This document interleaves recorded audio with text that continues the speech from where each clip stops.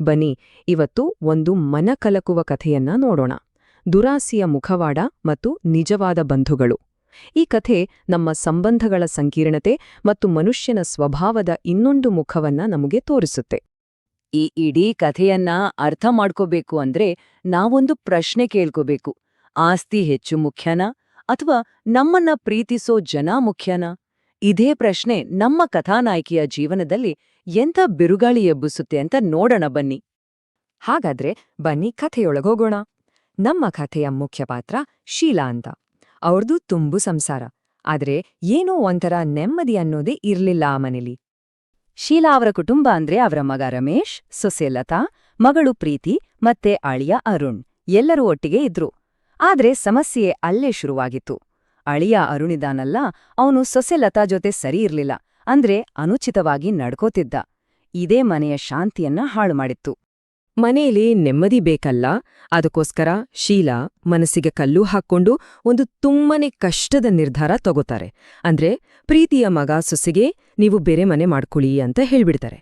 ಪಾಪ ಆಮೇಲೆ ಶೀಲಾ ತನ್ನ ಮಗಳು ಮತ್ತೆ ಆ ಕುತಂತ್ರಿ ಅಳಿಯನ ಜೊತೆ ಒಬ್ರೇ ಉಳ್ಕೋತಾರೆ. ನೋಡಿ, ಇಲ್ಲಿಂದಾನೇ ಕತೆಗೆ ಒಂದು ದೊಡ್ಡ ಟ್ವಿಸ್ಟ್ ಸಿಗೋದು. ಅರುಣ್ ಇದಾನಲ್ಲ, ಅವನು ತನ್ನ ಅಸಲಿ ಬಣ್ಣವನ್ನ ಬಚ್ಚಿಟ್ಟು ಒಳ್ಳೆವ್ನ ತರ ಒಂದು ಮುಖವಾಡ ಹಾಕೊಳ್ಳಕ್ಕೆ ಶುರು ಮಾಡ್ತಾನೆ. ಅರುಣ್ ಒಂದು ಪ್ಲಾನ್ ಮಾಡ್ತಾನೆ. ಶೀಲಾ ಅವರು ಬಟ್ಟೆ ಬದಲಾಯಿಸ್ತಾ ಇರ್ಬೇಕಾದ್ರೆ ಗೊತ್ತಿಲ್ದೆ ಬಂದೆ ಅನ್ನೋ ಹಾಗೆ ನಾಟಕ ಆಡ್ತಾನೆ. ಇದು ಅವನ ಮೋಸದ ಜಾಲದ ಮೊದಲ ಹೆಜ್ಜೆ ಅಷ್ಟೇ. ಒಳಗೆ ಬಂದ ತಕ್ಷಣ ಅಯ್ಯೋ ಕ್ಷಮಿಸಿ ಅತ್ತೇ ಅಂತ ಶುರು ಮಾಡ್ತಾನೆ. ನಾನ್ ನಿಮ್ಮನ್ನ ನನ್ನ ಸ್ವಂತ ತಾಯಿ ತರ ನೋಡ್ತೀನಿ ಅಂತೆಲ್ಲ ಹೇಳ್ತಾನೆ. ಅವನ ಈ ನಯವಾದ ಮಾತುಗಳನ್ನ ಕೇಳಿ ಶೀಲಾ ಕೂಡ ಹೌದು ಪಾಪ ಗೊತ್ತಿಲ್ದೇ ಆಗಿರ್ಬೇಕು ಅಂತ ನಂಬಿಬಿಡ್ತಾರೆ. ಅಳಿಯನ ಮೇಲೆ ಗೌರವ ಇನ್ನೂ ಜಾಸ್ತಿಯಾಗತ್ತೆ. ನೋಡಿ, ಕೆಟ್ಟವರಿಗೆ ಕಾಲ ಬೇಗ ಕೂಡಿ ಬರುತ್ತೆ ಅನ್ನೋ ಹಾಗೆ ಅರುಣಿಗೆ ತನ್ನ ಮೋಸದ ಬಲೆಯನ್ನ ಇನ್ನೂ ಗಟ್ಟಿ ಮಾಡೋಕೆ ಒಂದು ಒಳ್ಳೆ ಚಾನ್ಸೇ ಸಿಗ್ಬಿಡುತ್ತೆ. ವಿಧಿ ಆಟ ಆಡುತ್ತ ನೋಡಿ. ಶೀಲಾ ಅವರು ಇದ್ದಕ್ಕಿದ್ದಂತೆ ಸ್ನಾನದ ಮನೆಯಲ್ಲಿ ಕಾಲ್ಜಾರಿ ಬಿದ್ದುಬಿಡ್ತಾರೆ. ಅವರ ಈ ಅಸಹಾಯಕ ಸ್ಥಿತಿಯೇ ಅರುಣ್ಗೆ ಒಂದು ದೊಡ್ಡ ಅವಕಾಶವಾಗಿಬಿಡುತ್ತೆ ತನ್ನ ದುರಾಸೆಯ ಆಟವನ್ನ ಆಡೋಕೆ. ಇಲ್ಲೇ ನೋಡಿ ಅವನ ನಿಜವಾದ ರೂಪ ನಿಧಾನವಾಗಿ ಹೊರಬರೋಕೆ ಶುರುವಾಗೋದು. ನಾನೇ ನಿಮ್ಗೆ ಸಹಾಯ ಮಾಡ್ತೀನಿ ಅಂತ ಮುಂದೆ ಬರ್ತಾನೆ. ಅಷ್ಟೇ ಅಲ್ಲ, ಅವರ ಕೋಣೆಯಲ್ಲೇ ಮಲಗೋಕೆ ಶುರು ಮಾಡ್ತಾನೆ. ಮಸಾಜ್ ಮಾಡ್ತೀನಿ, ಬಿಸಿನೀರ್ ಕೊಡ್ತೀನಿ ಅಂತ ಹತ್ರ ಬರೋಕೆ ನೋಡ್ತಾನೆ. ಅವನ ಈ ನಡವಳಿಕೆ ಶೀಲಾ ಅವರಿಗೆ ಒಂಥರ ಮುಜುಗರ, ಅಸಹ್ಯ ಹುಟ್ಟಿಸೋಕೆ ಶುರು ಮಾಡುತ್ತೆ. ಒಂದು ಕಡೆ ಶೀಲಾ ಅವರಿಗೆ ಅವನ ಮುಟ್ಟೋದು, ಮಾತಾಡೋದು ಎಲ್ಲ ಒಂಥರ ಸರಿ ಇಲ್ಲ ಅಂತ ಅನ್ನಿಸ್ತಾ ಇರುತ್ತೆ. ಮನಸ್ಸಲ್ಲಿ ಭಯ, ಅನುಮಾನ ಶುರುವಾಗುತ್ತೆ. ಆದ್ರೆ ಇನ್ನೊಂದು ಕಡೆ ಅರುಣ್ನ ಕಣ್ಣಲ್ ಮಾತ್ರ ದುರಾಸೆ, ಅಂದ್ರೆ ಆಸ್ತಿಯನ್ನ ಹೇಗೆ ಕಬಳಿಸೋದು ಅನ್ನೋ ಪ್ಲಾನ್ ಮಾತ್ರನೇ ಕಾಣ್ತಿತ್ತು. ಸರಿ, ಕಥೆ ಈಗ ಕ್ಲೈಮ್ಯಾಕ್ಸ್ ಹಂತಕ್ಕೆ ಬಂದಿದೆ. ಆ ಮುಖವಾಡದ ಹಿಂದಿರೋ ಭಯಾನಕ ಸತ್ಯ ಹೊರಬರೋ ಟೈಮ್. ಒಂದು ದಿನ ಶೀಲಾ ಅವರು ಮಲಗಿದ್ದಾಗ ಪಕ್ಕದ ಕೋಣೆಯಿಂದ ಪಿಸುಮಾತನ ಸದ್ದು ಕೇಳಿಸ್ತೆ. ಅದು ಅವರ ಮಗಳು ಪ್ರೀತಿ ಮತ್ತೆ ಅಳಿಯ ಅರುಣ್ ಮಾತಾಡ್ತಿರೋದು. ಆ ಮಾತುಗಳು ಶೀಲಾ ಅವರ ಇಡೀ ಬದುಕನ್ನೇ ಅಲ್ಲಾಡಿಸ್ಬಿಡುತ್ತೆ. ಅವರು ಏನಂತ ಮಾತಾಡ್ತಿದ್ರು ಗೊತ್ತಾ? ಅಮ್ಮನ ಹೆಸರಲ್ಲಿರೋ ಆಸ್ತಿ ನಮ್ದಾಗೋವರೆಗೂ ನಾವೀ ನಾಟಕ ಆಡ್ಲೇಬೇಕು, ಹೇಗಾದ್ರೂ ಮಾಡಿ ಆಸ್ತಿ ಪತ್ರಕ್ಕೆ ಸೈನ್ ಹಾಕುಸ್ಕೋ. ಯೋಚ್ನೆ ಮಾಡಿ, ಸ್ವಂತ ಮಗಳ ಬಾಯಿಂದ ಈ ಮಾತು ಕೇಳಿದ ಆ ತಾಯಿಯ ಮನಸ್ಸಿಗೆ ಎಂಥ ಪೆಟ್ಟು ಬಿದ್ದಿರಬೇಕಾ? ಈ ಮಾತುಗಳು ಶೀಲಾ ಅವರ ತಲೆ ಮೇಲೆ ಸಿಡಿಲು ಬಡದ ಹಾಗಾಗುತ್ತೆ. ಮಗನ ತರಾನೇ ನೋಡಿಕೊಂಡ ಅಳಿಯ, ಪ್ರಾಣಕ್ಕಿಂತ ಹೆಚ್ಚಾಗಿ ಪ್ರೀತಿಸಿದ ಮಗಳು, ಇಬ್ಬರೂ ಸೇರಿ ಕೇವಲ ಆಸ್ತಿಗಾಗಿ ಇಂಥ ನಾಟಕ ಆಡ್ತಿದ್ದಾರೆ ಅಂತ ಗೊತ್ತಾದಾಗ ಆ ತಾಯಿ ಪೂರ್ತಿಯಾಗಿ ಕುಸಿದು ಹೋಗ್ತಾಳೆ. ಆದ್ರೆ ಶೀಲಾ ಸುಮ್ನೆ ಕೂರೋಲ್ಲ, ತನ್ನ ಎಲ್ಲ ನೋವನ್ನ ನುಂಗಿಕೊಂಡು ಒಂದು ದೃಢವಾದ ಅಂತಿಮ ನಿರ್ಧಾರಕ್ಕೆ ಬರ್ತಾರೆ.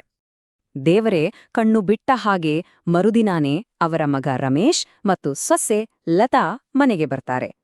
ಆಗ ಶೀಲಾ ಅವರಿಗೆ ಸ್ಪಷ್ಟವಾಗುತ್ತೆ ತನ್ನ ನಿಜವಾದ ಬಂಧುಗಳು ಯಾರು ಅಂತ. ಇನ್ನು ಸತ್ಯವನ್ನ ಮುಚ್ಚಿಡೋದು ಬೇಡ, ಎಲ್ಲರ ಮುಂದೆ ಬಯಲು ಮಾಡೋಕೆ ಇದೇ ಸರಿ ಸಮಯ ಅಂತ ತೀರ್ಮಾನಿಸ್ತಾರೆ. ಎಲ್ಲರೂ ಇರ್ಬೇಕಾದ್ರೆ ಶೀಲಾ ನೇರವಾಗಿ ಮಗಳು ಅಳಿಯನನ್ನೇ ಪ್ರಶ್ನೆ ಮಾಡ್ತಾರೆ. ನೀವಿಬ್ರು ಮಾತಾಡಿದ್ದೆಲ್ಲ ನಾನು ಕೇಳಿಸ್ಕೊಂಡಿದ್ದೀನಿ, ಒಂದು ಆಸ್ತಿಗೋಸ್ಕರ ಹೆತ್ತ ತಾಯಿಗೆ ಈ ರೀತಿ ಮೋಸ ಮಾಡ್ಬಾರ್ದಿತ್ತು ಅಂತಾರೆ. ಆ ಮಾತಲ್ಲಿ ನೋವಿತ್ತು, ಆದ್ರೆ ಅದಕ್ಕಿಂತ ಹೆಚ್ಚಾಗಿ ಗಟ್ಟಿತನ ಇತ್ತು. ಆಮೇಲೆ ಅವರ ಕೊನೆಯ ಮಾತು, ನಾನು ತುಂಬಾನೇ ನಂಬಿದ್ದೆ, ಆದ್ರೆ ಇವತ್ತು ನಿನ್ನ ಮುಖವಾಡ ಕಳ್ಚಿಬಿದ್ದಿದೆ. ಈಗಲೇ ಇದೇ ಕ್ಷಣ ಈ ಮನೆಯಿಂದ ಆಚೆ ಹೋಗಿ ಅಂತ ಸಿಂಹದ ಹಾಗೆ ಗರ್ಜಿಸ್ತಾರೆ. ಅಲ್ಲಿಗೆ ಆ ಮೋಸದ ನಾಟಕಕ್ಕೆ ಕೊನೆ ಹಾಡ್ತಾರೆ. ಈ ಒಂದು ಘಟನೆ ಶೀಲಾ ಅವರ ಜೀವನದಲ್ಲಿ ಒಂದು ಹೊಸ ಅಧ್ಯಾಯವನ್ನೇ ಶುರು ಮಾಡುತ್ತೆ. ಈ ಕಥೆ ನಮಗೆಲ್ಲ ಒಂದು ದೊಡ್ಡ ಪಾಠದೊಂದಿಗೆ ಮುಗಿಯುತ್ತೆ. ಶೀಲಾ ಅವರಿಗೆ ತಾನು ಮಾಡಿದ್ದು ತಪ್ಪು ಅಂತ ಅರಿವಾಗತ್ತೆ.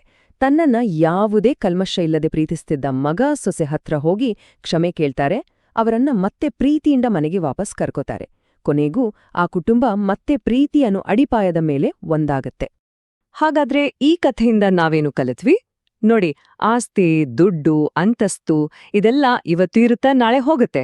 ಆದ್ರೆ ನಂಬಿಕೆ ಮತ್ತೆ ಪ್ರೀತಿ ಇದೆಯಲ್ಲ, ಅದೇ ಜೀವನದ ನಿಜವಾದ ಸಂಪತ್ತು. ಇದನ್ನೇ ಶೀಲಾ ಅವರು ತಮ್ಮ ಕಹಿ ಅನುಭವದ ಮೂಲಕ ಕಲ್ತ್ಕೊಳ್ತಾರೆ. ಕೊನೆಯದಾಗಿ ಈ ಕಥೆ ನಮ್ಮ ಮುಂದೆ ಒಂದು ದೊಡ್ಡ ಪ್ರಶ್ನೆಯನ್ನ ಇಡುತ್ತೆ. ನಮ್ಮ ಸುತ್ತಮುತ್ತ ಇರೋರ ಪ್ರೀತಿ, ಕಾಳಜಿ ಎಲ್ಲ ನಿಜವಾದತಾ ಅಥವಾ ಅದು ಒಂದು ಮುಖವಾಡನಾ? ನಿಜವಾದ ಕಾಳಜಿಗೂ ಲೆಕ್ಕಾಚಾರದ ನಾಟಕಕ್ಕೂ ಇರೋ ವ್ಯತ್ಯಾಸವನ್ನ ಗುರ್ತಿಸೋದು ಹೇಗೆ? ಬಹುಶಃ ಈ ಪ್ರಶ್ನೆಗೆ ಉತ್ತರ ನಮ್ಮೊಳಗೆ ಸಿಗ್ಬೇಕೇನೋ.